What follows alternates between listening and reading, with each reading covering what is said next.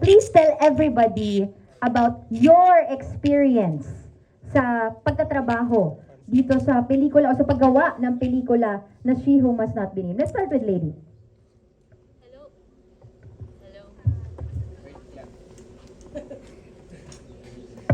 Hello po. Good afternoon po. Ang experience ko sa She Who Must Not Be Named, sobrang saya.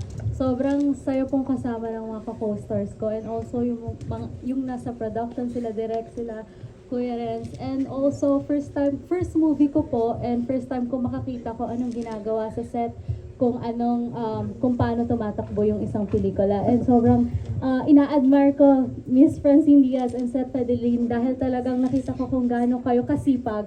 Sobrang sisipag and sobrang talented nyo. First hand ko nakita yon. And ayun po, sobrang saya and sobrang amazing ng experience ko. Thank you so much, Lady. Kit? Ako, for me, yung pag-create ng pelikula to sobrang collaborative. Nakakatuwa na bawat isa ay nagiging collaborative sa isa't isa. At the same time, willing matuto or kunyari, may suggestion yung isang actor, willing matuto at makinig, lalo na sa director. Direct, maraming salamat sa tiwala and syempre kay Renz. And syempre dun sa OA and Solid Productions. Ayun po. Sobrang saya po at thankful ako sa mga nakasama namin dito. Lalo na of course sa Francet for being with us from day one. And of course kay Direk Chris na nag-helm talaga nitong movie na to. And kay Sir Bobby of course for being with us. Experience ko doing this movie, no? Disappointed. Huh? Bakit? Bakit, di ba? Kasi, ito na, maglalabas lang ako sa mga ng loob. Kasi kulang yung oras na binigay para makasama ko sila lahat. I would have wanted to spend more time with the cast. Kasi meron dito hindi ko nakasama sa eksena. Pangalawa, sandali lang ko sila nakasama. And I would have wanted sana na mas matagal yung samahan. Pero in terms of experience, in terms of dialogue, kakaiba. It was very well done. Napaka-professional din ang kasama. And the writing was incredible. In fact, to give you just a sample, no? I'm part of the MPRCB and this movie was recently reviewed. At yung mga nag-review ng pelikulang ito, gustong-gusto nila. Alright. Ito na. Sige, si Caleb na lang muna. Last na to. Let's save the best for last. Please, Caleb muna. Last natin yun kasi inaabangan mo. Ayun guys. Sorry, may pause kasi.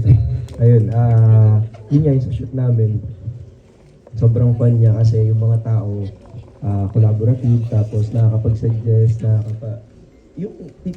yung tipong kapag wala sa eksena, kwentuhan, mga sobrang fun niya. Ako po, this is my first full-length film and I'm just really grateful. Grateful is really the term na nakasama ko ulit ng Francet for like the 5th or 6th time na. And I would say na it's really important to have lead stars who love their movie, their film. They really gave their best dito, day and night na witness namin yun. And sa short amount of time nung kakasama kami, na lumabas talaga yung chemistry nila. And I'm just really grateful na nakasama ko pa rin sila. And sana may mga next pa. Direk. Yes, Direk. Ako naman is super nag-enjoy ako kasi first wholesome project ko to at para sa mga nakakaalam na nandito, alam niyo yan mga press, na almost na ginagawa ko is from VMX. So, I really enjoyed it and hindi ako nahirapan sa mga artista, especially sa Francet. Talagang pagdating nila sa set, alam nila yung gagawin nila. And eventually nga po, sinasabi pa nila na, direct, may mga suggestion kami. So, pwede po bang ito, ganito, ganyan. So, ako naman, nakikinig ako. Kasi, ito yung panahon na kailangan mong maging open sa lahat. Kailangan mong makinig sa mga suggestion ng mga nakapalibot sa'yo sa production. para din sa ikagaganda ng pelikula, and which is sana supportahan nyo yung She Who Must Not Be Named. Kayo na po yung humusga. Thank you. Ellie? Wait lang, na-pressure ako sa mga sinabi nila. Hindi, pero during shooting, chill lang, fun. Ako sa character ko, parang si Elijah lang din. And paano ko ba ito sasabihin? Nagkakatuhan, nagkakasiyahan off-cam, pero pagdating ng take talaga, lahat kabisado yung lines, nakikinig lahat sa director, and I'm so happy to work with this production and the artists po. And now, ladies and gentlemen, let's hear it from Francel.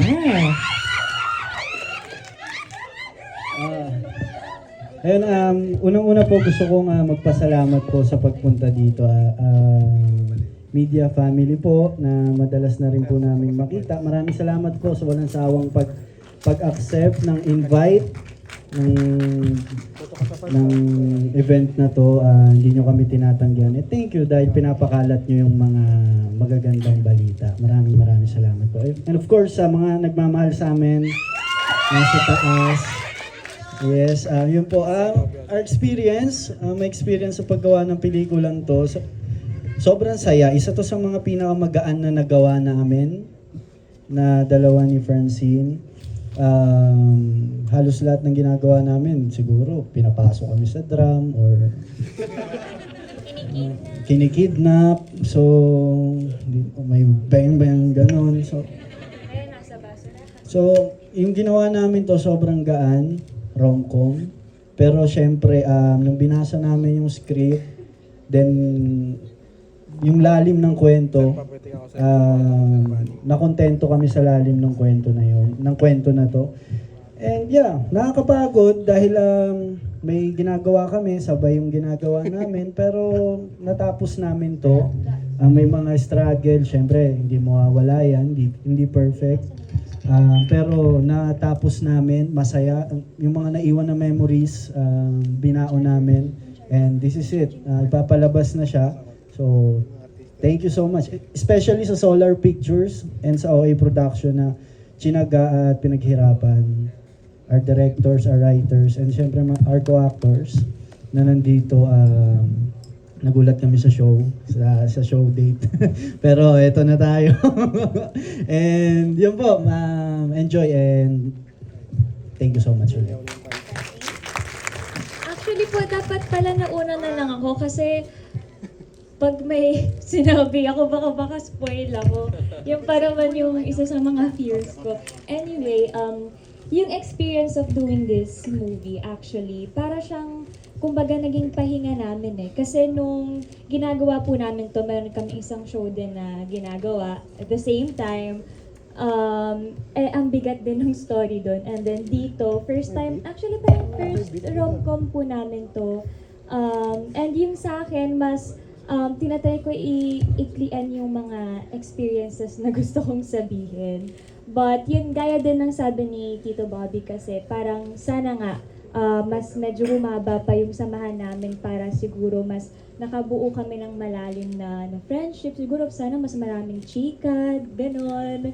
But yun, and lahat kasi ng nasa pelikulang to, mapa-artista man o mga nasa likod ng camera, lahat pinaghirapan to.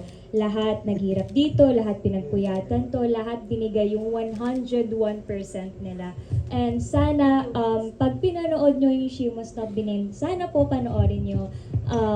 Hindi lang yung basta kami lang. Sana ma-appreciate nyo yung hirap pagdating sa paggawa ng film. And I hope na lagi nating suportahan lalo paggawa ng pelikulang Pinoy. So yun, salamat po. Okay? So ngayon na narinig din